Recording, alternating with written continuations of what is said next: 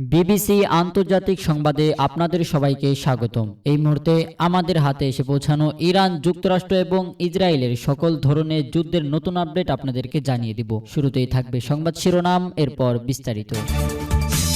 যুদ্ধ বন্ধে যুক্তরাষ্ট্রের প্রস্তাব খতিয়ে দেখছেন ইরান। হরমুজ প্রণালীতে ইরানি জাহাজে যুক্তরাষ্ট্রের হামলা। আমিরাতে ইরানের মিসাইল ও ড্রোন হামলা। দর্শক, এতক্ষণ শুনছিলেন সংবাদ শিরোনাম, এখন বিস্তারিত। যুদ্ধবন্ধে যুক্তরাষ্ট্রের প্রস্তাব খতিয়ে দেখছেন ইরান।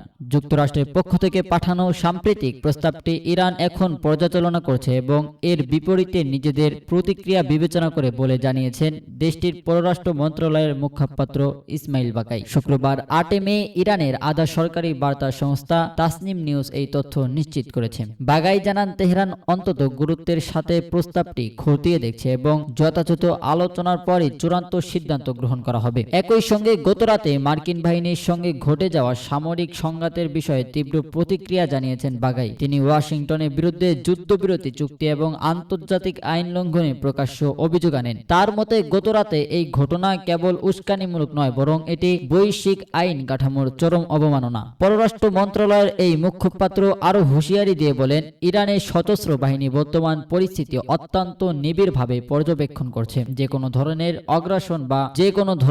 অগ্রাসন বা দাঁত ভাঙ্গার জবাব দিতে তারা সম্পূর্ণ প্রস্তুত রয়েছে। যে কোনো ধরনের অগ্রাসন বা দাঁত ভাঙ্গার জবাব দিতে তারা সম্পূর্ণ প্রস্তুত রয়েছে। বাগাইয়ের এই মন্তব্য এবং ওয়াশিংটনের প্রতি কঠোর অবস্থান মধ্যপ্রাচ্যের বর্তমান অস্থিতিশীল রাজনৈতিক ও সামরিক পরিস্থিতিকে আরও জটিল করে তুলেছে বলে ধারণা করা হচ্ছে।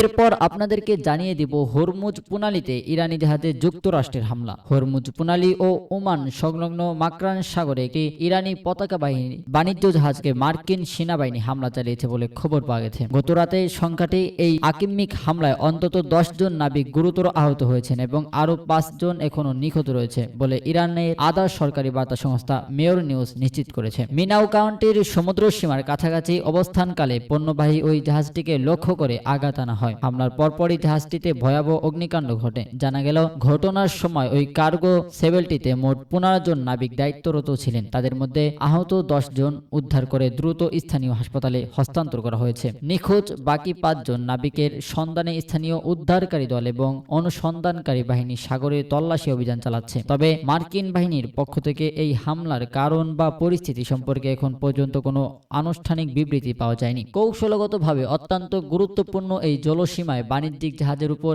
এমন আক্রমণ মধ্যপ্রাচ্যের চলমান উত্তেজনাকে আরও বহুগুণ বাড়িয়ে দেবে বলে আশঙ্কা করা হচ্ছে। ওমান সাগর ও হরমুজ প্রণালীর বর্তমান পরিস্থিতি এখন অত্যন্ত থমথমে। সর্বশেষ আপনাদেরকে জানিয়ে দেব আমিরাতে ইরানের মিসাইল ও ড্রোন হামলা। সংযুক্ত আরব আমিরাতে প্রতিরক্ষা মন্ত্রণালয় জানিয়েছে, ইরান থেকে নিক্ষেপ করা 2টি ব্যালিস্টিক ক্ষেপণাস্ত্র এবং 3টি ড্রোন ইউএভি তাদের আকাশ প্রতিরক্ষা ব্যবস্থাকে সফলভাবে প্রতিহত করেছে। শুক্রবার 8 মে এই হামলার ঘটনায় অত্যন্ত 3 জন ব্যক্তি মাঝারি ধরনের আহত হয়েছে বলে নিশ্চিত করেছে কর্তৃপক্ষ। সামাজিক যোগাযোগ মাধ্যমে এক্স এ দেওয়া এক বিবৃতিতে দেশটির প্রতিরক্ষা মন্ত্রণালয় জানায়, সংযুক্ত আরব আমিরাতের উপর ইরানের এই প্রকাশ্য হামলা শুরুর পর থেকে এখন পর্যন্ত দেশটির আকাশ প্রতিরক্ষা বাহিনী মোট 551টি ব্যালিস্টিক ক্ষেপণাস্ত্র, 29টি ক্রুজ ক্ষেপণাস্ত্র এবং 2266টি ড্রোন ধ্বংস করেছে। আরব আমিরাত এই ধরনের হামলাকে সরাসরি অগ্রাসনের হিসেবে অভিহিত করে আসছে। সবশেষে এই হামলার বিষয়ে তেহরানের পক্ষ থেকে এখন পর্যন্ত কোনো আনুষ্ঠানিক প্রতিক্রিয়া বা মন্তব্য পাওয়া যায়নি।